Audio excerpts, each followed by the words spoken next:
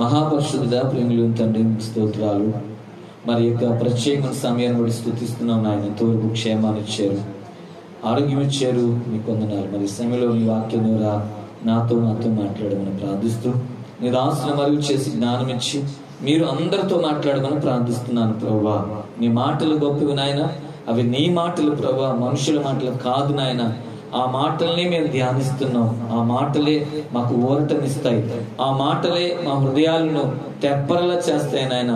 అటువంటి నీ మాటలు మేము ధ్యానించుచుండగా ప్రభా, దేవా, వాక్యం అంటేనే నువ్వు మాట్లాడుతున్నావు కదయ్యా.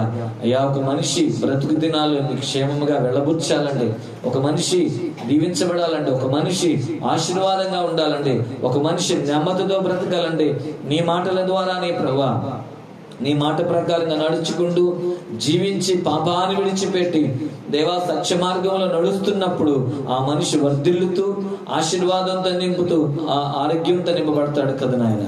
ఆ మనిషి యొక్క జీవితం ఆశీర్వాదకరంగా నెమ్మదిగా ఉంటుంది కదా నాయన. ఈ లోకంలో మానవుడికి అన్నీ ఉన్న నెమ్మది అవసరం కదా నాయన. నెమ్మది లేని జీవితంలో ఆయన మనిషి బ్రతికిన బ్రతుకు అది సంతోషంగా వెళ్ళబుచ్చలేడు కదా నాయన. కాబట్టి సోమ్యులు ప్రభు నాయన, నీ మాటలు వినుచుండగా ఆయన ఎంతమంది అయితే ప్రభు వింటున్నారో వారందరూ దర్శించండి, వారి హృదయాలు తెరవండి, నీ మాటలు వారి హృదయాలు పనిచేయడానికి సహాయం చేయండి. ఎందుకంటే అవి నీ మాటలు నాయన, మానవుని మాటలు కాదు ప్రభా. ఆ మాటలని మేము ధ్యానించున్నాం, ఆ మాటల్ని మేము నాయన ఇదిగో ప్రభా మాట్లాడుకుంటున్నాం, ఆ మాటల్ని మేము గ్రహిస్తున్నానికి నాయన, ఆ మాటల్ని మేము ధ్యానించడానికి మాకు ఇచ్చిన సమయాన్ని బట్టి స్తుతిస్తూ యేసు నామంలో ప్రార్థిస్తున్నాము తండ్రి, ఆమేన్. దేవుని స్తోత్రం, హల్లెలూయా.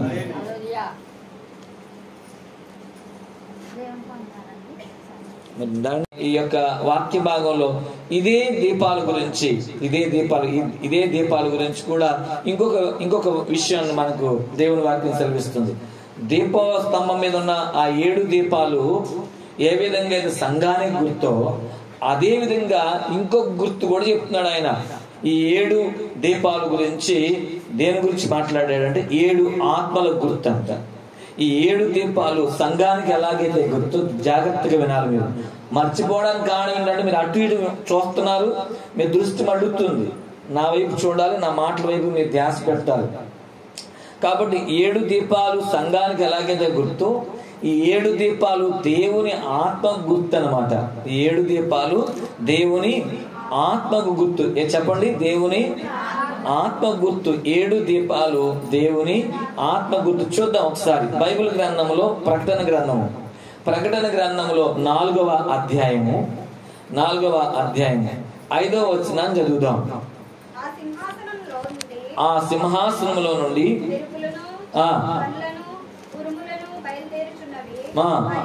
మరియు ఆ సింహాసనం ఎదుట 7 దీపములు ప్రజ్వలింపుచున్నవి, అవి దేవుని 7 ఆత్మలు. చాలు, మీరు అర్థం చేసుకోండి. ఇప్పుడు ఆ 7 దీపాలు దేనికి గుర్తు అన్నాడు? దేవుని 7 ఆత్మల గుర్తు అని చెప్పాడు. అక్కడ 7 దీపాలు 7 సంఘాలు గుర్తయితే మళ్ళా అదే 7 దీపాలు దేనికి గుర్తు అని చెప్తున్నాడు తెలుసా? దేవుని 7 ఆత్మలు. అంటే దీపము దేనికి గుర్తు అంటే దేవుని ఆత్మ గుర్తు. దేవునికి స్తోత్రం కలుగును గాక.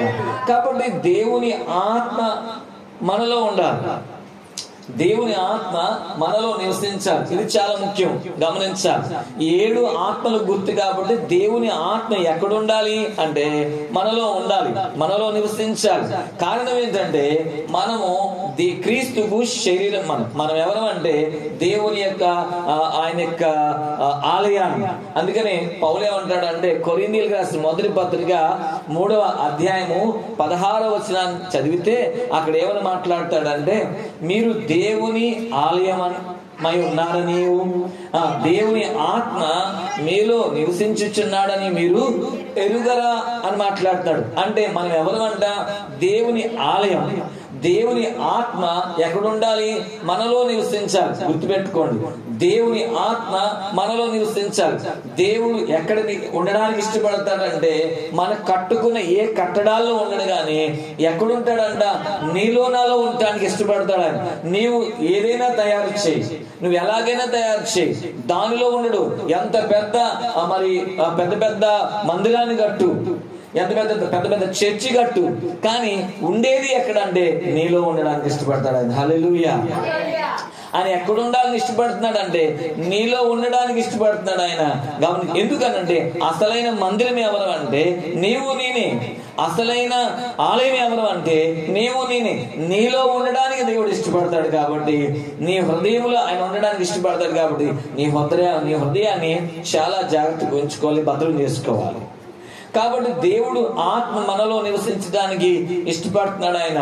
అందుకనే ఆయన ఎవరు అంటే ఆయన ఆత్మ అయిన దేవుడు. ఆయన ఎవరైనా ఆత్మ అయిన దేవుడు. ఆ ఆత్మ ఎప్పుడు కూడా ఏమవ్వాలి, నీ ఆత్మ దేవుని ఆత్మతో కలవాలి. మన ఆత్మ దేవుని ఆత్మతో నింపబడినప్పుడు మన ఆత్మ ఎప్పుడు కూడా ఎలా ఉంటదంటే వెలుగుతూనే ఉంటది. నీ ఆత్మ ఆరిపోకూడదు. కాబట్టి ఎందుకంటే మనం ఎవరమంట, యెహోవా పెట్టిన దీపం. కాబట్టి మన ఆత్మ యెహోవా పెట్టిన దీపం.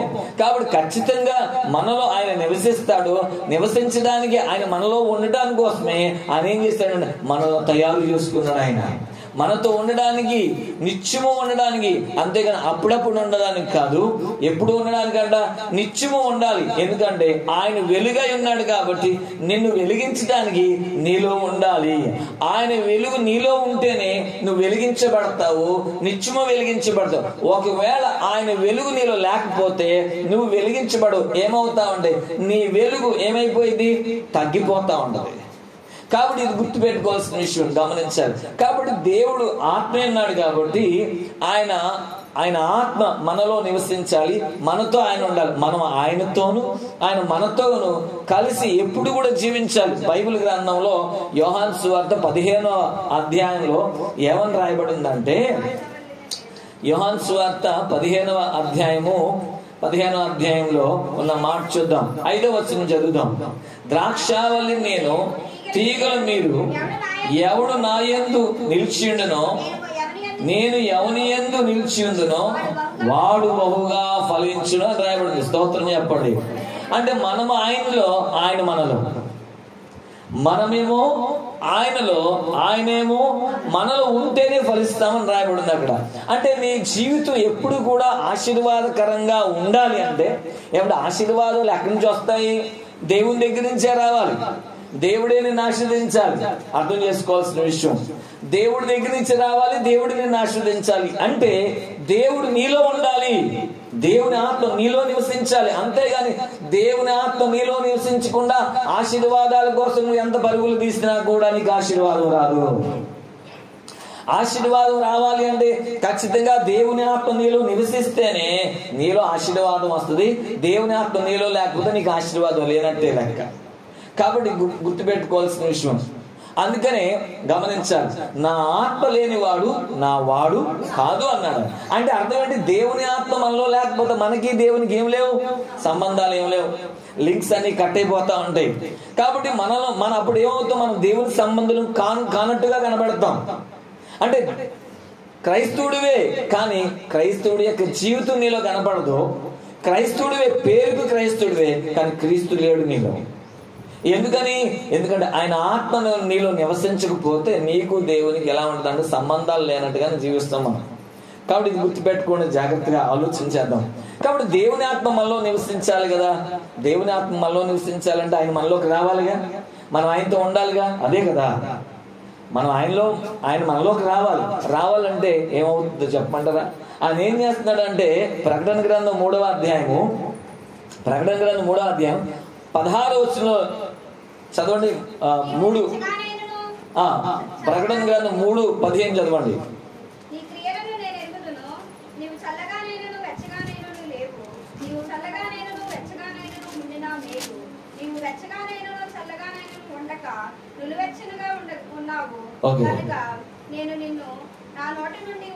ప్రకటన గ్రంథం 3వ అధ్యాయం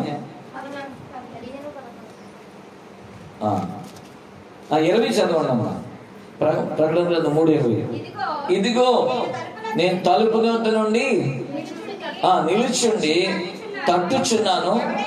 ఎవడైనను నా స్వరం విని తలుపు తీసిన యెడల నేను అతని యొద్దకు వచ్చి అతనితో నేనును నాతో కూడా అతడును ఏం చేస్తా ఉన్నాడు? భోజనం చేయడం అంటే అర్థం ఏంటో తెలుసా అండి? కలిసి జీవించడం అన్నమాట. ఆయన మనం ఏమై ఉండాలంట? కలిసి జీవించాలి. అందుకోసమే ఆయన ఎక్కడ నుండి తట్టుతున్నాడంట? హృదయమైన ద్వారాల దగ్గర నుండి తట్టుచున్నాడు. ఏమని? ఆయన మనలో రావడానికి ఇష్టపడుతున్నాడంట. మీరు ఆలోచన చేయాల్సిన విషయం ఏంటంటే, గమనించాలి, ఆయన ఆకాశం, ఆయన సింహాసనము, భూమిని ఆ పాత పెట్టమన్నాడు. సృష్టించిన సృష్టికర్త, ఆ సృష్టికర్త ఎవరిలో ఉండాలని ఇష్టపడుతున్నాడంటే మానవులు నిర్మించిన నిర్మాణాల్లో ఉండడు కానీ నీలో ఉండడానికి ఇష్టపడతాడు ఆయన. స్తోత్రం చెప్పండి. మానవుడు ఎన్ని నిర్మాణాలను చేయొచ్చు ఆయన కోసం. మానవుడు ఎన్ని నిర్మాణాలను చేయొచ్చు కానీ అందులో ఉండడంట ఆయన ఎక్కడ ఉండడానికి ఇష్టపడతాడంటే నీలో ఉండడానికి ఇష్టపడతాడు, నీతో ఉండడానికి ఇష్టపడతాడు, నీతో సహవాసం చేయడానికి ఇష్టపడతాడు. కాబట్టి ఇప్పుడు ఆలోచన చేయాల్సిన విషయం, ఆయన ఆత్మతో మనం నింపబడాలి. ఆయన ఆత్మతో మనం నింపబడాలి. ఆయన ఆత్మలో ఏమున్నాయి అక్కడ గమనించండి. 7 దీపాలు, 7 ఆత్మలు కదా. 7 దీపాలు అంటే 7. ఈ 7 ఆత్మలు ఏంటి అనేది కావాలి. ఈ 7 ఆత్మలు మనలో ఉన్నాయా అనేది ఆలోచించాలి. ఈ 7 ఆత్మలు మనలో ఉండాలి. ఎన్ని ఉండాలంట? 7 ఆత్మలు మనలో ఉండాలి. ఆయనలో ఉన్న ఆ 7 ఆత్మలు 7 గుణాలకు గుర్తు. చూద్దాం. యెషయా గ్రంథము 11వ అధ్యాయం 1-2 వచనాలు చదవండి. యెషయా గ్రంథం 11వ అధ్యాయం 1-2 వచనాలు. దేవుని 7 ఆత్మల యొక్క గుర్తులు అక్కడ కనబడుతున్నాయి. అక్కడ చదవండి. 11వ అధ్యాయం 1వ వచనం చదువుదాం. యెషయా గ్రంథము 11వ అధ్యాయం. యెషయా ముద్దు నుండి చిగురు పుట్టును, దాని వేరుల నుండి ఫలించును.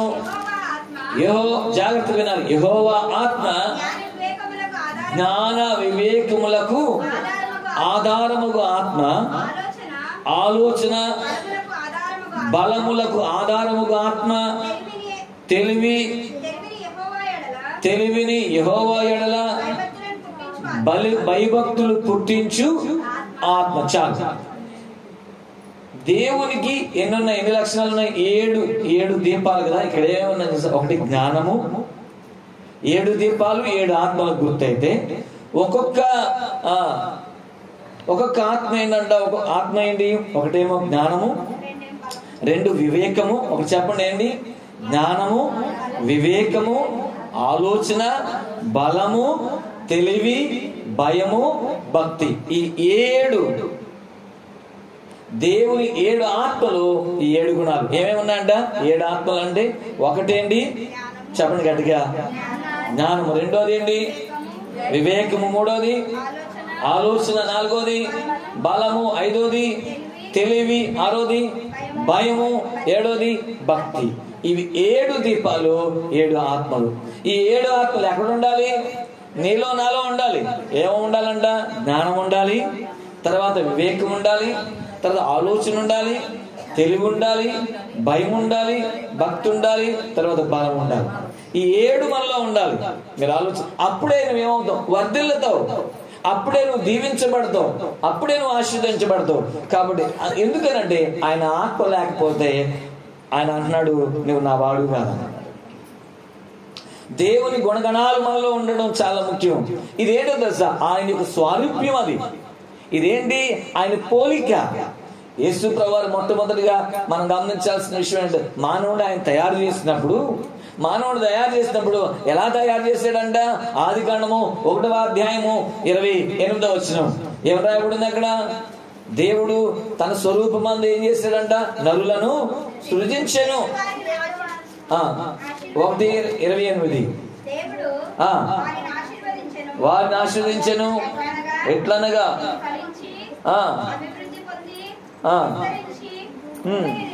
26వ వచనం చదవండి.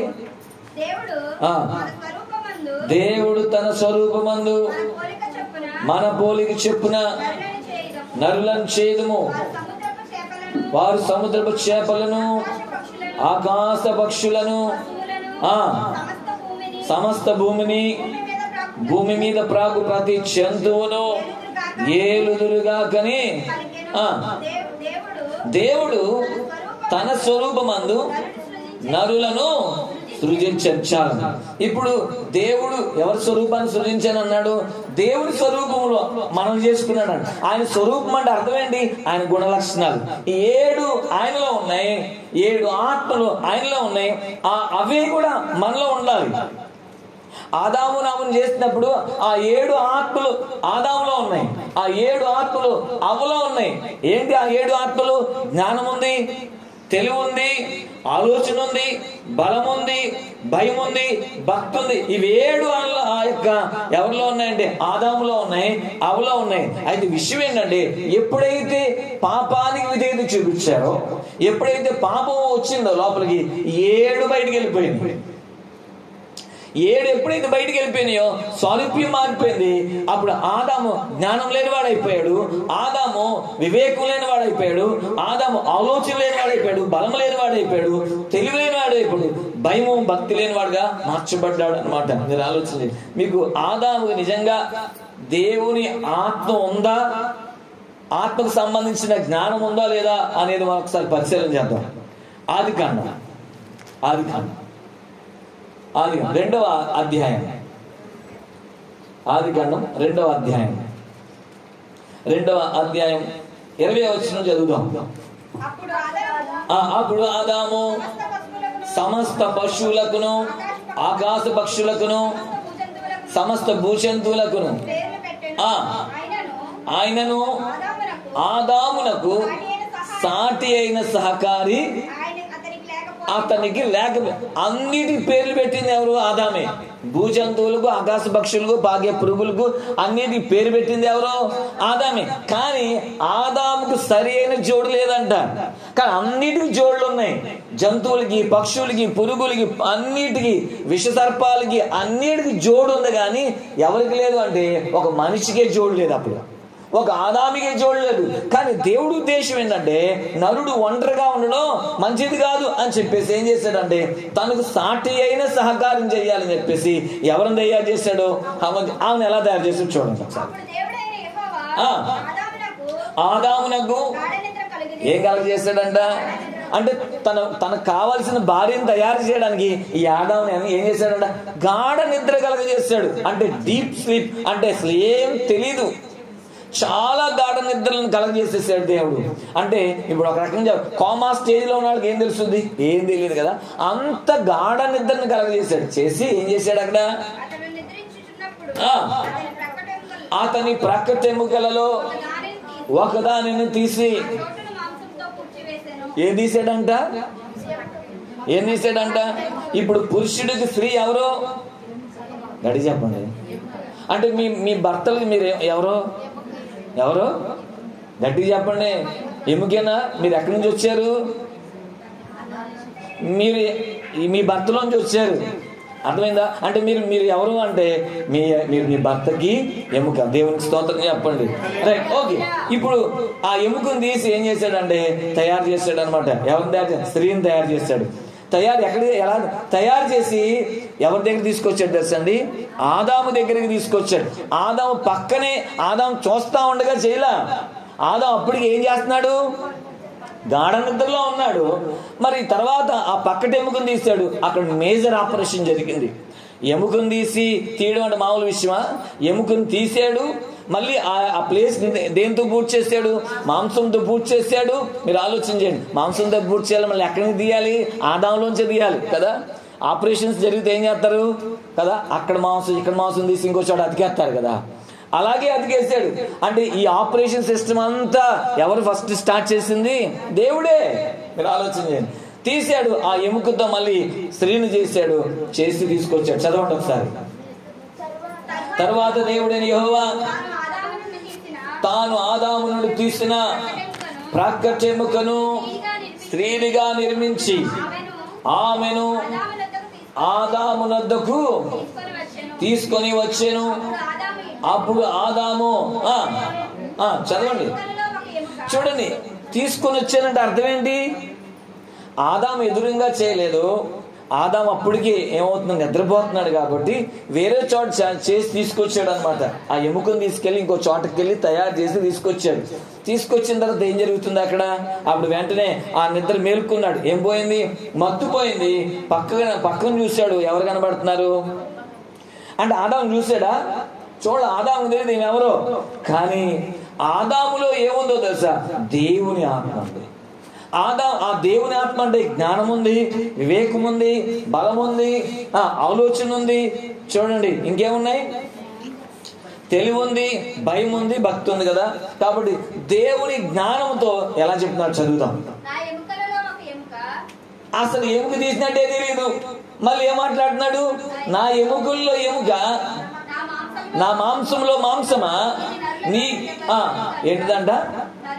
నరుడులో నుండి తీయబడిన గనక నారీ అనబడిన. స్తోత్రం చెప్పండి. ఇప్పుడు మీరు ఆలోచన చేయండి. ఆదాములో దేవుని ఆత్మ ఉంది. దేవుని ఆత్మకున్న ఆ 7 లక్షణాలు ఆదాములో ఉన్నాయి.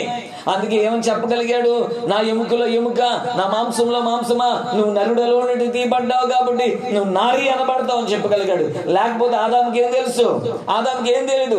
ఆదాములో దేవుని ఆత్మ, ఆ 7 ఆత్మలు ఆదాములో ఉన్నాయి కాబట్టి చెప్పగలిగాడు. తర్వాత ఏం జరిగిందో సార్, ఎప్పుడైతే ఏ 7 ఆత్మలు ఆదాములో ఉన్నాయో అదే 7 ఆత్మలు అవలో కూడా ఉన్నాయి. కానీ ఏం జరిగిందంటే పాపానికి విధేయత చూపించారు.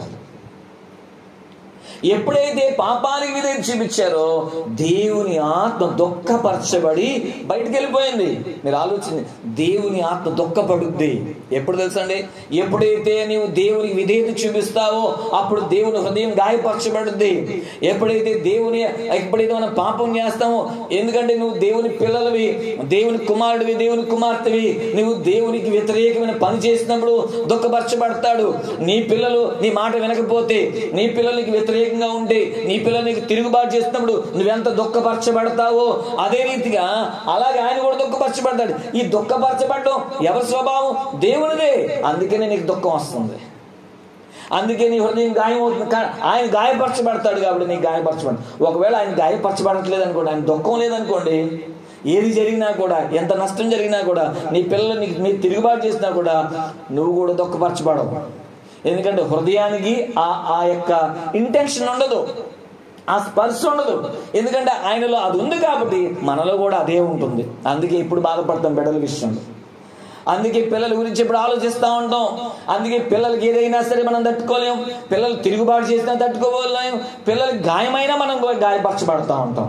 కారణం ఏంటి తెలుసా? ఈ ఇంటెన్షన్ అంతా ఎవరిది అంటే దేవునిదే. దేవుని ఆత్మకున్న లక్షణం అనమాట. మీరు చూడండి ఒకసారి యేసు ప్రభువు కూడా ఈ భూమి మీద 33.5 సంవత్సరాలు జీవించాడు. ఆయన ఈ 33.5 సంవత్సరాలు జీవించినప్పుడు కూడా ఒక రోజు మరి ఆ లాజరు అనే ఒక వ్యక్తి మరణించాడు. ఆయన సమాధి చేశారు. సమాధి చేసిన తర్వాత ఆ ఇంటి వాళ్ళందరూ ఏడుస్తున్నారు. ఆ యొక్క బంధువులు, స్నేహితులు అందరూ ఏడుస్తున్నారు. యేసు ప్రభువు అక్కడికి వెళ్ళాడు. వాళ్ళందరూ ఏడుస్తుంటే అక్కడ ఒక మాట ఉంది తెలుసా? యోహాను సువార్త 11:35 యేసు కన్నీరు విడిచిన రాయబడింది. ఆయన ఎప్పుడు ఏడవలా. ఎప్పుడు ఏడ్చాడంటే ఆయన ప్రార్థనలో ఏడ్చాడు. మరొకసారి ఇక్కడ ఏడ్డం కనపడుతుంది. యేసు కన్నీరు విడిచెను అని రాయబడింది. చాలు. యేసు ఏం చేశాడంట అంటే నీవు నేను బాధపడుతుంటే ఆయన కూడా బాధ ఉంటుంది. చూడండి ఆదికాండం 6వ అధ్యాయంలో ఏముంది తెలుసా? మానవుడు చేసిన పాపాన్ని బట్టి ఆయన పశ్చాత్తాపం చెందాడంట, వేదన చెందాడు ఆయన. కాబట్టి మనం దేవునికి వ్యతిరేకం దుఃఖపరచొద్దు. దేవుని ఆత్మ ఎప్పుడు దుఃఖపడుద్ది అంటే ఎప్పుడైతే నువ్వు మాట వినకపోతే, ఎప్పుడైతే నువ్వు వ్యతిరేకంగా ఉంటే, ఎప్పుడైతే తిరుగుబాటు చేస్తే, ఎప్పుడైతే నీవు గాయపరిచే పనులు చేస్తున్నప్పుడు ఆయన గాయపరచబడతా ఉంటాడు. ఆలోచన చేయాల్సిన విషయం. మరి అలాంటప్పుడు మనం ఏం చేయాలి? నీ పిల్లలు నీకు వ్యతిరేకంగా ఉన్నప్పుడు నువ్వు ఎంత దుఃఖపడతావో, ఎంత గాయపరచబడతావో, మనం కూడా ఆయన పిల్లలం కాబట్టి ఆయనకు కూడా అదే గాయం ఉంటుంది. కాబట్టి ఆలోచన చేయండి. అందుకే ఆయన ఉండడానికి ఇష్టపడట్లా, వెళ్ళిపోతాడు బయటికి. అందుకని దావీదు ఏం చేశాడు తెలుసా? చేయరాని భయంకరమైన పాపం చేశాడు దావీదు. ఎవరైనా దావీదు చేయరాని ఘోరమైన పాపం చేస్తే దావీదు బ్రతిలాడుకుంటాడు. ఏమన్నా బ్రతిలాడుకుంటాడు చెప్పమంటారా? కీర్తన గ్రంథం 51వ కీర్తన. ఎందుకంటే దావీదుకి తెలుసు, నేను దేవుని దగ్గర ఎదురుగా మనం పాపం చేస్తే ఖచ్చితంగా ఆయన ఆత్మ దూరం అయిపోయింది. 51వ కీర్తన చూద్దాం. 12వ చరణం చదవండి. 11వ చరణం చదవండి. నీ సన్నిధిలో నుండి నన్ను త్రోసివేయకము, నీ పరిశుద్ధాత్మను నా యొద్ద నుండి తీసివేయకము అని రాయబడింది అక్కడ. ఏమన్నాడు? నన్ను నువ్వు ఏం చేయొద్దు, తోసేయద్దు. అలాగే నీ పరిశుద్ధాత్మ నాలో నుంచి తీసివేయద్దు. ఎందుకు బ్రతిలాడుకుంటున్నాడు అంటే దావీదు దేవునికి వ్యతిరేకమైన పాపం చేశాడు కాబట్టి, పాపం చేస్తే ఖచ్చితంగా దేవుడు ఏమైపోతాడు, ఎడబాటు అయిపోతాడు. యేసుప్రభువు వారు సిలువలో వేలాడుతుంటే గట్టిగా ఒక కేక వేసాడు ఆయన. అప్పుడు దాకా మాట్లాడాడు, కానీ గట్టిగా ఒక కేక వేసాడు. ఏమన్నాడు తెలుసా? ఏలీ ఏలీ లమా సబక్తాని అని మాట్లాడు. అంటే అర్థం ఏంటి? నా దేవా నన్నెందుకు నా చెయ్యి విడిచిపెట్టావు అని తండ్రికి మొరపెట్టాడు. కారణం ఏంటి? యేసుప్రభువు వారు ఎందుకు ఆ మొరపెట్టాడు తెలుసా? తండ్రి యేసుప్రభువు వారిని ఏం చేశాడంట? వదిలిపెట్టాడు. ఎందుకు అలా వదిలిపెడతాడు తెలుసా? మానవుని యొక్క పాపం అంతా కూడా ఎవరి మీదకి వచ్చేసింది? యేసుప్రభువు వారి మీదకి రాగానే తండ్రి ఎడబాటు అయిపోయాడు. ఎందుకనంటే పాపం ఉన్న చోట దేవుని సన్నిధి ఉండదు, పాపం ఉన్న చోట దేవుని ఆత్మ ఉండదని గుర్తు. అక్కడ ఎప్పుడైతే ఆ పాపం వచ్చిందో, పాపం వల్ల ఏం జరుగుతుంది? అక్కడ మరణం వస్తుంది. పాపం వల్ల వచ్చే జీతం ఏంటి? మరణం వస్తుంది. అయితే మరణించడం కోసమే ఆయన మన పాపాన్ని ఆయన మోసాడు అంతే. ఎందుకంటే నీ మీద ఉన్న మరణం తప్పించడం కోసం ఆయన మన మీద ఉన్న మరణాన్ని ఆయన మోసుకున్నాడు ఆయన. ఎందుకంటే నువ్వు మరణించకూడదని. అది ప్రేమ అంటే. చూడండి, ఏదైనా పిల్లలకి తండ్రి కొడుకునో కూతురునో కొడుతుంటే ఏం చేస్తుంది తల్లి? ఎందుకని? కారణం ఏంటి? మీరు ఆలోచన చేయండి. తండ్రి కన్నా బిడ్డను కనేటప్పుడు ఆ వేదన ఎవరు అనుభవించారు తెలుసా? తల్లి అనుభవించింది. ఎన్ని నెలలో? ఆయనకి తెలియదు. ఎవరికి తెలియదు?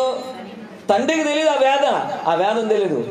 నువ్వు అరిస్తే వినపడుతుంది అంతే, కానీ పెయిన్ అనుభవించేది ఆమెకు మాత్రమే తెలుసు. నా కొడుకుని నా కూతుర్ని ఇన్ని మాసాలు నేను భరించి కన్నాను.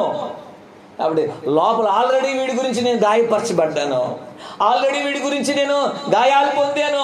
కాబట్టి ఈ గాయం కూడా తగలకూడదు వాడికి అని ఏం చేస్తుందంటే ఆ తల్లి ఆ తండ్రి కొడుతుంటే అడ్డు వెళ్ళిపోతుంది. అయ్యా ఆ గాయం మీద నాకే అని అడ్డుపడుతుంది. అదే తల్లి ప్రేమ ఎలాగో దేవుని ప్రేమ కూడా అది. స్తోత్రం చెప్పండి. కాబట్టి ఆలోచించేయండి ప్రియ దేవుని బిడ్డలారా. అందుకే నీలో నుంచి దేవుని ఆత్మ వెళ్ళకూడదు. ఎందుకంటే నిన్ను ప్రేమిస్తున్నాడు ఆయన, గాయపరచబడతాడు ఆయన. అందుకని దేవుని ఆత్మలో ఉన్న ఆ 7 ఆత్మలు నీలో ఉండాలి. నువ్వు ఆయనతోను, ఆయన నీతో ఎప్పుడు ఉండాలి. తట్టుకోలేడు నువ్వు వేరు చేయబడితే. నువ్వు ఆయన వేరైపోతే నీకు కాదు బాధ, ఆయన కలుగుద్ది బాధ. ఎందుకంటే నా కుమారుడు నా కుమార్తె నాకు వేరైపోతుంది, నా కుమారుడు నా కుమార్తె ఏమైపోతుంది? వేరైపోతుంది, నాకు వేరైపోతున్నారు. కారణం ఏంటంటే కుమారుడికి కుమార్తెకి, లేకపోతే తండ్రికి కుమారుడికి, తండ్రికి కుమార్తెకి మధ్యలో ఏమొచ్చింది అసలు? పాపం వచ్చేస్తుంది. అందుకే కుమారుడిని కలుసుకోలేకపోతున్నాడు, కుమార్తె కూడా తండ్రిని కలుసుకోలేకపోతే. కారణం ఏంటంటే పాపం అంటే అయిపోయింది. ఈ పాపాన్ని ఏం చేయాలి సార్? ఈ కుమారుడే ఒప్పుకోవాలి. తండ్రికి పాపాన్ని తీసివేసే శక్తి ఉన్నా కుమారుడు ఒప్పుకోకపోతే తీలేడు ఆయన. తండ్రికి ఆ శక్తి ఉంది, నీలోంచి పాపాన్ని తీసుకెళ్ళి, కానీ నువ్వేం చేయగలగాలో తెలుసా? తీసేయడానికి నువ్వు పర్మిషన్ ఇవ్వాలంట. మీరు అర్థం చేసుకోండి. పాపం నీలోంచి తీసేయడానికి నువ్వే ఆయనకి ఏం చేయాలి? పర్మిషన్ ఇవ్వాలి. అందుకే చూడండి, ఆయన చూడండి, ఇదిగో నేను తలుపు నద్ద నుండి జ్వరపడొచ్చుగా లోపలికి. అమ్మ నాకు మాట అర్థమవుతుందా? ఏం చేయొచ్చు అంటే ఆయన జ్వరపడొచ్చుగా లోపలికి, కానీ జ్వరపడుతున్నాడా? జ్వరపడట్లా. ఏం చేస్తున్నాడు? బయటుండి తట్టుచున్నాడు. ఇక్కడ గమనించాలి. ఎందుకంటే బలవంతంగా నీ లోపలికి రాడాయన. కానీ నువ్వు అడగాలి ఆయన్ని. ఎందుకంటే నీలో రావాలి అంటే నీలో ఏదైనా పాపం ఉంటే రాలే లోపలికి. ఆయన నీ లోపలికి రావాలి అంటే నీ యొక్క హృదయపు తలుపులన్నీ కూడా ఏమవ్వాలి, తెరవబడి నువ్వు ఎప్పుడు తెరుచుకుంటాయి, నీ లోపల ఉన్న ఏదైతే అపవిత్రం ఉంటుందో దాన్ని బయటకు పంపిస్తే గానీ ద్వారాలు తెరవబడం. ఎందుకు పర్మిషన్ అడుగుతున్నాడు? ఆల్రెడీ నువ్వు వేరే వాళ్ళకి చోటు ఇచ్చావు. ఆల్రెడీ నీ హృదయంలో వేరే స్పిరిట్స్ పనిచేస్తున్నాయి. ఆల్రెడీ నీలో వేరే ఆత్మలు పనిచేస్తున్నాయి నీలో. కాబట్టి ఆ ఆత్మలను నువ్వేం చేయాలి? వెళ్ళగొట్టడానికి ఆయన్ని అడగాలి. మనం అనుకుంటాం ఇదేంట్రా ఎంత భయంకరంగా ఉన్నాడు, ఇలాంటి అలవాట్లు ఇదేం మానుకోలేకపోతున్నాడు, ఎన్నిసార్లు చెప్పినా వీడు ఈ చెడ్డ పనులు మానలేకపోతున్నాడు మనం అనుకుంటాం కదా. కొంతమంది పాపానికి ఒక్కొక్కరు ఒక్కొక్క వ్యసనానికి బానిసలు, ఒక్కొక్కరు ఒక్కొక్క వ్యసనానికి బానిసలు. నువ్వు ఎన్ని చెప్పినా వినరాళ్ళు, సరే అని తలకే ఊపుతారు కానీ బయటికి రాలేరు. ఎందుకంటే వాళ్ళకి వాళ్ళ పాపం నుంచి విడుదల పొందే శక్తి వాళ్ళకి లేదు. వాళ్ళ పాపం నుంచి బయటకు వచ్చే శక్తి వాళ్ళకి లేదు. అయితే గమనించాల్సిన విషయం ఏంటంటే ఆ పాపం నుంచి విడిపించే శక్తి ఆయనకు ఉంది. ఈ వ్యక్తి అడగాలి, ఈ వ్యక్తి అయ్యా నన్ను విడిపించయ్యా ఈ పాపం నుండి, నన్ను విడిపించయ్యా అని అడిగితే ఖచ్చితంగా ఏం చేస్తాడు తెలుసా? ఆ వ్యక్తి ఎన్ని బంధకాలను ఉన్నా సరే విడిపించగలుగుతాడు. కానీ నీకు నువ్వుగా ఆ బంధకాల నుంచి బయటికి రాలేవు. ఏ మనిషికి ఉండదు చెడిపోవాలని, ఏ మనిషికి ఉండదు బురదలో దొల్లాలని. ఏమండి గమనించాల్సింది, ఏ మనిషికి ఉండదో. కానీ విషయం ఏంటంటే అర్థం చేసుకోవాలి, ఒక వ్యసనానికి అలవాటు పడినప్పుడు, ఎందుకంటే ఒక్కొక్క వ్యసనం ఎలా ఉంటుందండి, శరీరానికి సుఖాన్ని ఇస్తుంది, ఆత్మకు కాదు సుఖం ఇచ్చేది. వ్యసనం దేనికి సుఖాన్ని ఇస్తుంది? శరీరానికి సుఖాన్ని ఇస్తుంది. సుఖం ఇస్తూ ఉంటేనే చివరికి ప్రాణాన్ని కూడా తీసేసుకుంటుంది. మీరు ఆలోచన చేయండి. అన్నిట్లో ఒక మనిషి శరీరం ఏమి ఎత్తుకుంటుంది అంటే సుఖాన్ని ఎత్తుకుంటుంది. అన్నిట్లో తినే దాంట్లో సుఖం ఎత్తుకుంటుంది, తాగే దాంట్లో సుఖం ఎత్తుకుంటుంది, పడుకునే దాంట్లో సుఖమే, ప్రతి దాంట్లో సుఖాన్ని ఎత్తుకుంటుంది. ఒకరోజు ఒక ఆయన పరుపు కొనుక్కున్నాడు. ఏం కొనుక్కున్నాడు? దేనికి కదా. ఇప్పుడు పరుపు ఎందుకు కొనుక్కోవాలి? చాప మీద పడుకోవచ్చుగా. చాప మీద పడుకోవడానికి పరుపు మీద తేడా ఉందా లేదా? ఏంటి తేడా? పరుపు అయితే దీనిలో రకరకాల పరుపులు ఉన్నాయి కదా. ఒక కొంతమంది చూస్తాం కూర్చోగా కిందకి వెళ్ళిపోతాం కదా. అబ్బా భలేగా ఉందిలే. ఒకసారి నేను పాస్టర్ గారు ఆకాంక్ష ఒక ఊరు వెళ్ళాం మీటింగ్కి. వెళ్తే అక్కడ దువ్వాడ, ఆ దువ్వాడ దగ్గర వాళ్ళు ఏం చేస్తారు, నైట్ అయిపోయిందని హోటల్ బుక్ చేస్తారు. హోటల్ బుక్ చేస్తే మేము లోపలికి వెళ్ళాం. అది చూడగల అబ్బా ఇక్కడే ఉంటే బాగుండు అనిపించింది. ఆ పరుపు మీద కూర్చోగల కిందకి వెళ్ళిపోయాం. ఆ నైట్ ఎటు వెళ్ళిపోయిందో ప్రాణం. మీకు అర్థమవుతుందా? అంటే శరీరం ఎప్పుడు కూడా దేని కోరుకుంటుందంటే కదా. అయితే విషయం ఏంటంటే ఈయన పరుపు కొనుక్కున్నాడు కదా. పరుపు కొనుక్కున్న తర్వాత పడుకున్నాడు, నిద్ర పట్టట్లా. పడుకున్నాడు కానీ ఏం పట్టట్లా, నిద్ర పట్టట్లా. ఎందుకు నిద్ర పట్టట్లేదు ఇతనికి అంటే ఇంకా ఏదో గుచ్చుకుంటుందంట. ఏంటంట? అంత మెత్తగా ఉన్నా కూడా ఇంకా అంటే ఈ శరీరం ఎంత సుఖానికి అలవాటు పడిపోయింది. మీరు ఆలోచించండి. బైబిల్ గ్రంథంలో ఒక ధనవంతుడు ఉన్నాడు. ఈ ధనవంతుడు ఎలాంటి వాడు అంటే లూకాసు వార్త 16వ అధ్యాయంలో ఉంటాడు ఈ ధనవంతుడు. ఈ ధనవంతుడు అన్నిటిలో ఏం కోరుకున్నాడు అంటే సుఖాన్ని అనుభవించాడంట. ప్రతి దినం అని రాయబడింది అక్కడ. ప్రతిదినము తినేది కానీ తాగేది కానీ ధరించుకునే విషయంలో కానీ అన్నిటిలో సుఖాన్ని చూశాడు. మీరు ఆలోచన చేయండి. కారణం సుఖాన్ని చూస్తూ సుఖం కోసం శరీరానికి అలవాటు చేసినట్టు ఖచ్చితంగా పాపంలోకి వెళ్ళిపోతాడు. శరీరానికి సుఖం కోసం, శరీరం గురించి సుఖం కోసం ధనం ఖర్చు పెట్టేవాళ్ళు, సుఖం కోసం అన్నిటినీ ఏం చేస్తా ఉంటారు, సమయాన్ని ఖర్చు పెట్టేవాళ్ళు ఉంటారు. శరీర సుఖం కోసం సమయాన్ని ఖర్చు పెడతారు, శరీర సుఖం కోసం ధనాన్ని ఖర్చు పెడతారు, శరీర సుఖం కోసం ఏదైనా చేయడానికి సిద్ధపడతారు. చివరికి అదేమవుతుందంటే ఆ మనిషిని రకరకాల వ్యసనాలకు అలవాటు చేసి చివరికి ఆ మనిషిని ఎక్కడ తీసుకెళ్తుంది? ఆ శరీర సుఖం మరణానికి తీసుకెళ్తుంది. మీరు ఆలోచన చేయాల్సిన విషయం. ఎందుకంటే ఒకనికంట తన మార్గం ఎలా కనబడుతుందంట, సరి అయినదిగా కనబడుతుంది. కానీ తుదకు అది ఎక్కడికి తీసుకెళ్తుంది? మరణానికి తీసుకెళ్తుంది. మీరు ఆలోచన చేయాల్సిన విషయం. అర్థం చేసుకోవాలి. ఈరోజు వాక్యం నుంచి మనం గమనించాలి. అందుకే నీ హృదయంలోకి రావటానికి ఆయన ఇష్టపడుతున్నాడు, కానీ బలవంతంగా రాడు ఆయన. కానీ నువ్వేం చేయాలి సార్? పిలవాలి. నీ హృదయమైన ద్వారాల దగ్గర తడుతున్నప్పుడు నువ్వేం చేయాలి? ఓపెన్ చేయాలి డోర్ని. ఏం డోర్ని ఓపెన్ చేయాలంటే, నీలో ఒకవేళ ఎక్కడైనా అపవిత్రత ఉందేమో, ఏమైనా అపవిత్రత అంటే స్పిరిట్స్, అవి చెడు ఆత్మలు ఉంటాయి మనలో. మార్క్స్ వార్త 7వ అధ్యాయం 27వ వచనం. మార్క్స్ వార్త 7వ అధ్యాయం 27వ వచనం ఏం రాయబడింది అక్కడ? చదవండి ఒకసారి. మార్క్స్ వార్త 7వ అధ్యాయం 27వ వచనం. లోపల నుండి అనగా మనుషుల హృదయంలో నుండి దురాలోచనలు, జారత్వము, దొంగతనము, నరహత్యలు, వ్యభిచారము, లోభములు, చెడుతనము, కృత్రిమము, కామ వికారము, మత్సరము, దేవదూషణ, అహంభావము, అవివేకము వచ్చును. ఈ చెడ్డవన్నీ లోపల నుండి బయటికి వెళ్ళి మనుషులను అపవిత్రపరచునని ఆయన చెప్పి. Right, okay. ఇవన్నీ ఏంటి? అవన్నీ సాతాను ఆత్మలు. అవన్నీ ఏమేమి ఉన్నాయి అక్కడ? నిదానంగా ఒక్కొక్కటి చెప్తాను చూడండి. 7:21 ఒకటి ఏంటంట? లోపల నుండి అనగా మనుషుల దురాలోచన కూడా చెడు ఆత్మే. చూడండి, యేసు కీర్తనకారుడు అంటాడు ఒకటొక, దుష్టుల ఆలోచన చెప్పున నడవద్దు. మీకు అర్థమైందా? మంచి ఆలోచన వేరు, దురాలోచన వేరు. కాబట్టి దురాలోచన అనేది ఒక స్పిరిట్, దురాలోచన అనేది ఒక చెడ్డ ఆత్మ. అంటే ఎంతసేపు ఈ వ్యక్తిలో ఏమంటే ఆలోచనలు వస్తాయి? దురాలోచన. అంటే ఒక వ్యక్తిని ఎలా పాడు చేయాలి, ఒక వ్యక్తి కుటుంబాన్ని ఎలా నాశనం చేయాలి, ఒక వ్యక్తి జీవితాన్ని ఎలా నాశనం చేయాలి, ఇదే ఆలోచన. ఎంతసేపు వాడు కలలు కన్నా, వాడు లేచినా, వాడు పడుకున్నా, ప్రయాణం చేసినా, వాడు ఆలోచన ఎప్పుడు కూడా ఎలా ఉంటుందంటే ఎదటి వాళ్ళని నాశనం చేసే ఆలోచన, వాడు నాశనం అయ్యే ఆలోచన వస్తుంది. అంతే తప్ప ఎక్కడ కూడా మంచి ఆలోచన ఉండదు. ఎందుకంటే మంచి ఆలోచన ఉండడానికి వాడిలో ఉంది మంచి ఆత్మ కాదుగా, దేవుని ఆత్మ లేదు కదా వాడిలో. ఉంది ఏంటంటే చెడు ఆత్మ ఉంది వాడిలో. ఉందండి చెడు ఆలోచన పుట్టించే ఆత్మ ఉంది. కాబట్టి అతనికి ఎప్పుడు కూడా చెడు ఆలోచనలు వస్తాయి. నువ్వు ఎన్ని ప్రయత్నాలు చేసినా, నువ్వు ఎన్ని చెప్పినా కూడా విన్నాడు.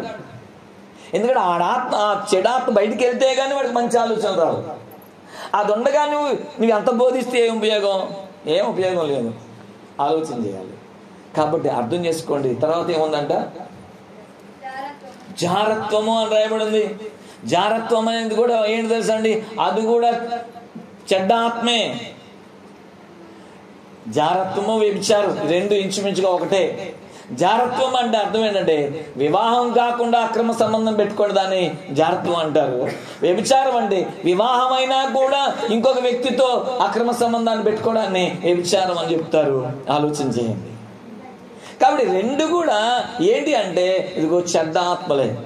ఇప్పుడు అది నీలో ఉంటే మరి నీకు వ్యభిచార ఆలోచనలు రాకపోతే ఏమొస్తాయి ఆ వ్యక్తిలో? మీరు ఆలోచన చేయండి, అర్థం చేసుకోవాలి విషయం. మంచి ఆలోచన, మంచి ఉద్దేశం వస్తుందా? యేసుప్రభువు అదే అన్నాడు. ఒక స్త్రీని అంట మోపు చూపు చూస్తే అప్పుడే ఆమెలో ఏం జరుగుద్ది? అక్కడ వ్యభిచారం జరుగుద్ది అని రాయబడింది అక్కడ. అంటే కొంతమంది చూపులు ఎలా ఉంటాయి తెలుసా అండి? ఖచ్చితంగా చూస్తున్నారు అంటే చెడ్డగానే ఊహించుకుంటారు వాళ్ళు. ఆ అమ్మాయినైనా అబ్బాయినైనా చూసినప్పుడు ఆలోచన మంచిగా రాదు. ఏమొస్తాయి? ఈ అమ్మాయితో వ్యభిచారం చేయాలి, ఇతనితో వ్యభిచారం చేయాలి అయినా ఇలాంటి ఆలోచన ఉండదు. కారణం ఏంటి? అతనిలో ఉన్న ఆత్మే అది. అతనిలో పనిచేసే ఆత్మే, వ్యభిచార ఆత్మే పనిచేస్తుంది. అందుకని అతను ఏ రోజు కూడా తన కుటుంబాన్ని పట్టించుకోడు, భార్యను ప్రేమించడు, భార్యతో సంతోషాన్ని పంచుకోలేడు. ఎంతసేపు ఎవరితో సంతోషం పంచుకోవాలని చూస్తాడు? పరాయి స్త్రీ వైపు చూస్తూ ఉంటాడు. ఈమె పరాయి పురుషుడి వైపు చూస్తుంది. కారణం ఏంటంటే ఈమె తన భర్త ఉండగా పరాయి పురుషుడిని ఎందుకు చూస్తుంది? ఇతను తన భార్య ఉండగా పరాయి స్త్రీని ఎందుకు చూస్తాడు? ఇతనిలో ఏముంది? అక్కడ వ్యభిచారం అనే ఆత్మ ఉంది, జారత్వం అనే ఆత్మ ఉంది. అది ఆయనలో ఉండగా, వాళ్ళలో ఉంది. కాబట్టి వాళ్ళు ఎప్పుడు అలాగే ఆలోచిస్తూ ఉంటారు. దాని గురించి ఏం చేస్తారు? సన్నాహాలు చేస్తూ ఉంటారు. ఆలోచన చేయండి. ఎంతమంది లేరు? వైజాగ్లో ఒకసారి టీవీలో చూపించాడు. ఒక అతను ఎన్నో పెళ్ళిళ్ళు చేసుకున్నాడంట. అతనికి ఏం పేరు పెట్టారు సార్? నిత్య పెళ్లి కొడుకు అని పెట్టాడు. సుమారుగా మరి 100 పెళ్ళిళ్ళు చేసుకున్నాడేమో మొత్తానికి. అంటే ఇక్కడ చేసుకోవడం, ఈ ఊర్లో చేసుకోవడం, కొన్ని రోజులు ఉండడం, మళ్ళీ మగం మార్చడం, ఊరికి ఒక పేరు పెట్టుకున్నాడు. తర్వాత ఏరియాకి ఒక టైప్లో మార్చబడ్డాడు అనమాట. కాబట్టి ఏంటి, నేను లైవ్లో చూసా ఒక అతన్ని హైదరాబాద్లో ఉన్నప్పుడు, హైదరాబాద్లో జాబ్ చేసేటప్పుడు లైవ్లో ఒక అతను చూసా. ఆల్రెడీ అతనికి పెళ్ళి అయిపోయింది. వాళ్ళది ఇక్కడే తూర్పుగోదావరి వైపే. అక్కడికి వచ్చి ఒక కంపెనీలో పనిచేయడానికి వచ్చాడు. పనిచేయడానికి వచ్చిన తర్వాత అతనికి నాకు పక్క రూములు అనమాట. ఒక 2 వారాల తర్వాత అతన్ని చూస్తే చక్కగా గింగరాలు ఉండి అన్నుండి, ఏంటి ఇతనికి ఎంత సడన్గా ఇన్ని ఉంగరాలలో వచ్చిన పెళ్లి కొడుకులా తయారయ్యాడు అని అనుకున్నా. తీరా కదా అతని రూమ్ ఏంటని అడిగా, ఏంటి బ్రదర్ ఏంటి సంగతి అంటే, పెళ్లి చేసుకోవడం ఏంటి, ఆల్రెడీ పెళ్ళైంది, భార్య ఉంది, పిల్లలు, కానీ ఇక్కడ నుంచి పెళ్లి కొడుకు. అక్కడ భార్యనే, అక్కడ పిల్లలే, కానీ ఇక్కడ ఇతను ఎలాంటి వాడు అంటే బ్యాచులర్. ఇతను మీకు అర్థమైందా? ఇక్కడ ఎవరు అతను? బ్యాచులర్. మళ్ళీ చక్కగా కట్నం ఇచ్చాడు పాపం. అమ్మాయి కూడా అలా మామయ్య మంచిగా గింగరాలు దిట్టంగా పెట్టాడు. అన్ని బాగానే ఉన్నాయి. ఒక సంవత్సరం అయిన తర్వాత మళ్ళీ మకం ఇంకో చోట ఏమైనా వదిలేసేస్తాడు. ఇలాగే అంతమంది లేరు. కారణం ఏంటి? వీళ్ళలో ఏం పని చేస్తుంది? వ్యభిచారం అనే ఆత్మ పని చేస్తుంది, జాగ్రత్త ఆత్మ పని చేస్తుంది. చదువుకునే యవనస్తులు, యవనరాళ్ళు కాలేజీలకి వెళ్ళేవాళ్ళు, స్కూల్స్ లెవెల్లోనే ఏం జరుగుతుందంటే ఇల్లీగల్ కాంటాక్ట్స్ పెట్టేసుకుంటున్నారు. అంటే అక్రమ సంబంధాలు. మీరు ఆలోచన చేయండి. దేవుడు మనల్ని ఎంతగా ప్రేమించి, అసలు ఎంతగా మనల్ని ప్రేమించి తయారు చేస్తాడంటే పరిశుద్ధంగానే తయారు చేశాడు. బైబిల్లో ఉన్న మాట ఏం తెలుసండి, దేవుడు అంటే మనుషులంటే యథార్థంగా చేశాడంట. ఎవరిని ఎలా చేశాడంట? యథార్థంగా. అంటే అర్థం ఏంటి? కల్మషం లేని వాళ్ళగా, పరిశుద్ధంగా, అన్ని విధాలుగా దేవుని ఆత్మ చేత మనల్ని నింపాడు ఆయన. కానీ పాపం ఏం చేసిందంటే దేవునికి దూరం చేసేసి ఆ వ్యక్తిని దేవుని ఆత్మలోంచి బయటకు వచ్చేటట్లుగా చేసేసింది. చాలా ఘోరమైన పరిస్థితులు. ఒకరోజు ఒక కాలేజీ అమ్మాయి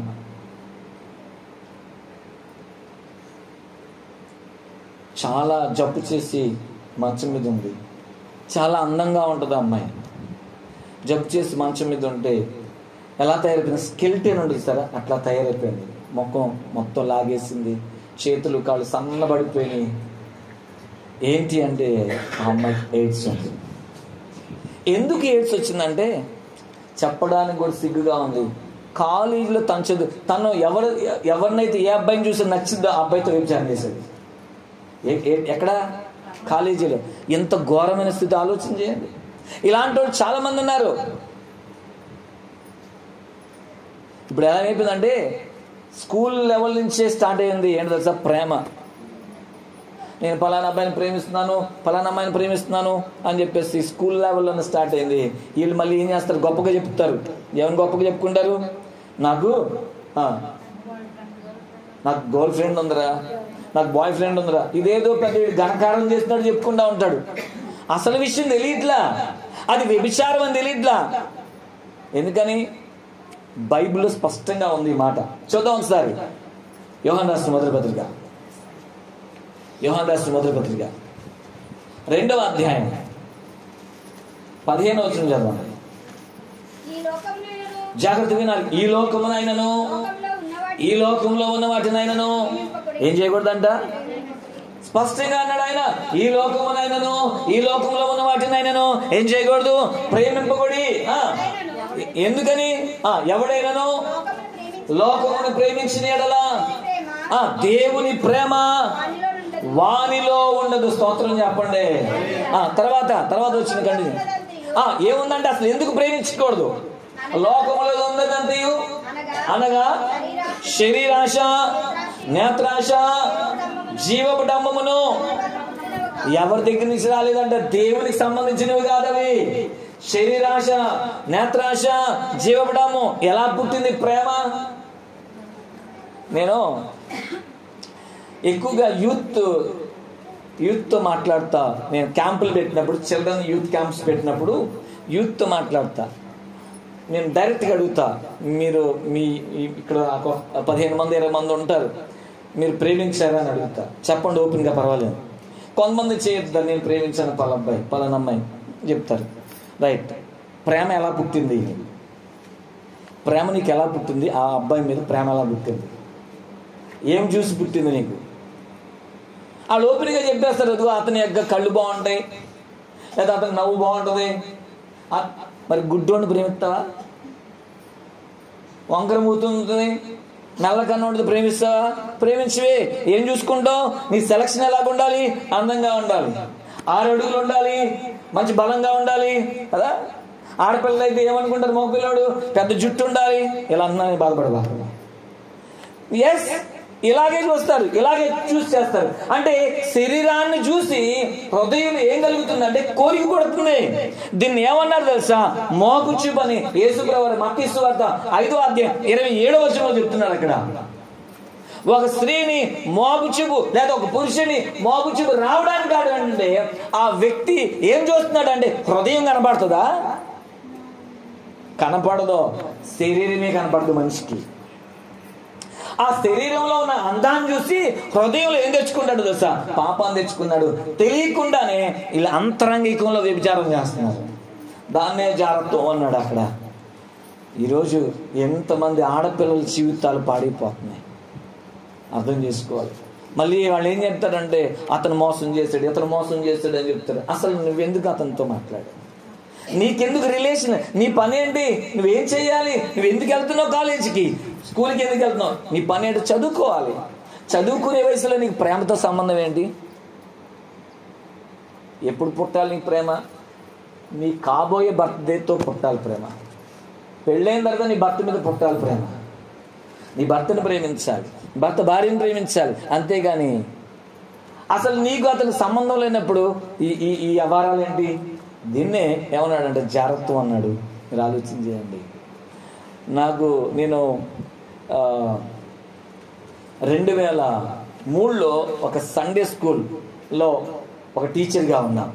2003 సండే స్కూల్ టీచర్గా ఉన్నప్పుడు నా స్టూడెంట్ ఇప్పటికీ నా కాంటాక్ట్లో ఉంటుంది. ఆ అమ్మాయి చెప్పిన మాట నేను అడిగా, అమ్మ అరే, అమ్మాయి పేరు సౌజన్య, ఎలా ఉన్నావు అంటే చెప్తా, అన్నా ఆ రోజు మీరు వేసిన విత్తనం ఇప్పటికి నాలో పనిచేస్తుంది, కాబట్టి ఎన్ని వచ్చినా కూడా ఇప్పటికి నేను ఎక్కడ జారిపోలేదన్నాను. స్తోత్రం చేస్తాను. అది చాలు సాక్ష్యం. ఆ అమ్మాయి మన మంత్లీ మనకు జరిగే సండే స్కూల్ భోజనాన్ని కూడా స్పాన్సర్ చేస్తుంది. మీరు ఆలోచన చేయండి, అర్థం చేసుకోండి. భక్తిని మనం కాపాడుకునే విషయంలో చాలా జాగ్రత్త పడాలి. ఎందుకనంటే ఈ లోకంలో మనం ఉండేది కొంతకాలమే, కొన్ని రోజులే బ్రతుకుతాం. కానీ నువ్వు బ్రతికిన బ్రతుకులో దేవుని ఆత్మతో నింపబడుతున్నావు అనేది కావాలి. ఎందుకంటే ఆయనలో ఏ వెలుగైతే ఉందో, ఆయనలో ఏ స్పిరిట్ అయితే ఉందో అదే స్పిరిట్ మనలో ఉండాలి. ఆ స్పిరిట్ ఎప్పుడు దూరం అయింది? నువ్వు ఎప్పుడైతే లోకానికి అవకాశం ఇస్తావో, లోకంలో ఉన్నాం మనం, కానీ లోకంలో పడిపోకూడదు. లోకంలో ఉంటున్నాం కానీ ఎక్కడ పడిపోకూడదు మనం లోకంలో. అందుకనే లోకంలో ఉన్నదంతా ఏమంటున్నాడు? నేత్రాశ, శరీరాశ, జీవబడంబమే అంట. ఇప్పుడు పడవ ప్రయాణం చేస్తుంది, దేంట్లో ప్రయాణం చేస్తుంది? నీళ్ళల్లో ప్రయాణం చేస్తుంది. సహజం, అది చెయ్యాలంతే, నీళ్ళల్లోనే ప్రయాణం చేయాలి. నీళ్ళలో లేకపోతే దానికి ప్రయాణం లేదు. ఇప్పుడు నీళ్ళలో ప్రయాణం చేసినప్పుడు ఏం రాకూడదు? నీళ్లు పడవలోకి రాకూడదు, అది ప్రమాదం. నేను నీళ్ళలో ఉంటున్నాను కదా, నీళ్ళు వస్తే ఏం పర్వాలేదు అనుకోకూడదు. అనుకున్నావా జరిగేది ఏంటో తెలుసా? పరిణామం. ఇంకా అది ప్రయాణం చేయడానికి అది ఉండదు, అంతే. ఈరోజు మన జీవితాలు కూడా అంతే, మనిషి జీవితం కూడా అంతే. లోకంలో ఉంటున్నాం కాబట్టి లోకంలో ఉన్నదంతయు శరీరాశ, నేత్రాశ, జీవడంబం, ఇది లోపలికి రాకూడదు. అందుకే చక్కగా స్పష్టంగా చెప్పాడు దావీదు కీర్తనలో 1వ కీర్తనలో, దుష్టులు ఆలోచించుకున్నాడు భర్త. పాపుల మార్గం నిలవబాక. అందుకే నువ్వు ఒక ప్రత్యేకంగా ఉండాలి. ఎందుకు ఆ మాట నువ్వు మనం ప్రత్యేకంగా ఉండాలి. ఎందుకంటే నేను ఆల్రెడీ నువ్వు ఎక్కడున్నావు, ఒకప్పుడు చీకట్లో ఉన్నావు. పేతురు రాసిన పత్రికలు అంటాడు, నువ్వు ఎక్కడున్నావు, 2వ అధ్యాయము 1 పేతురు 9వ వచనంలో మనం చీకట్లో ఉంటే మనల్ని ఎక్కడ పిలిచాడు, వెలుగులోకి పిలిచాడు. మళ్ళీ నువ్వు ఆ చీకట్లోకి ఎలా వెళ్తావు, వెళ్ళకూడదు. చాలా కాబట్టి ఆలోచన చేయాల్సిన విషయం గమనించాలి. ప్రభు మనల్ని ప్రేమిస్తున్నాడు. నిన్ను ఎలా చూడాలనుకున్నాడు అంటే ఆయన పరిశుద్ధుడు అంట. పేతురు 1:14 అంటాడు, నేను పరిశుద్ధుని కనుక మీరు కూడా. ఎస్,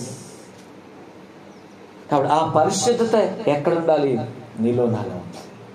అదే ఆ దీపస్తంభం మీద ఉన్న ఆ 7 దీపాలండి 7 ఆత్మలు గుర్తని ప్రకటన గ్రంథంలో మనకు కనబడుతుంది. 7 ఆత్మలు ఆయనలో ఉన్నాయి. అదే స్పిరిట్ నీలో నాలో ఉండాలి. అప్పుడే మనం ఏమవుతా ఉండాలి, నిత్యము ఎక్కడ ఉండవు తెలుసా, ఆ దేవుని సన్నిధిలో వెలుగుతూనే ఉంటాము. అంటే దీపం ఆరిపోకుండా మనం చూసుకోగలగాలి. దీపం ఆరిపోకుండా ఉండాలంటే నీలో ఏముండకూడదు తెలుసా, ఇక్కడున్న బ్యాడ్ స్పిరిట్స్ ఉన్నాయిగా, చెడు ఆత్మలు మనలో ఉండకూడదు. దురాలోచనలు, జారత్వము, కామకత్వము, వ్యభిచారము, అపవిత్రత, దేవదూషణ, అహంభావము, ఈ చెడ్డవన్నీ కూడా మనలో నుంచి బయటకు వెళ్ళి మనల్ని ఏం చేస్తాయంటే అపవిత్రపరుస్తాయి. అందుకే వాటిని ఏం చేయాలంట, నువ్వు బయటికి వెళ్ళగొట్టాలి. అందుకే ప్రభు ఏం చేస్తున్నాడంటే మన హృదయాన్ని తట్టుచున్నాడు, ఇదిగో నేను నీలోకి వస్తాను అని చెప్పేసి. కాబట్టి ఆయన మనలోకి రావాలంటే నీ హృదయం తెరవబడాలి. నీతో ఆయన ఉండటానికి ఇష్టపడుతున్నాడు. ఆయనలో ఉన్న 7 ఆత్మలు మనలో నివసిస్తాయి. ఆ 7 ఆత్మల గురించి, ఒక్కొక్క ఆత్మ గురించి మనం తర్వాత నెక్స్ట్ సండేస్లో మనం దాన్ని ధ్యానం చేద్దాం. ప్రభు ఈ మాటలు దీవించును గాక. ఆమేన్.